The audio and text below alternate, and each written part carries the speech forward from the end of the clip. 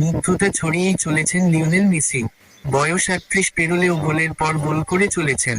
আন্তর্জাতিক football, club football, সব জায়গায় তিনি আছেন দারুণ ছন্দে।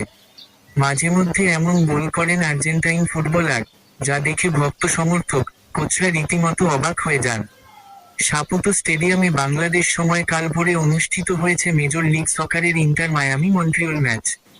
এই ম্যাচে মন্ট্রিয়লকে ৪-১ গোলে হারিয়েছে মায়ামি, যার মধ্যে মেসি ৪০ ও ৬২ মিনিটে করেছেন জোড়া গোল, যেখানে আর্জেন্টাইন কিংবদন্তির দ্বিতীয় গোলটি নিয়ে চলছে আলোচনা। হালকা গতি কমিয়ে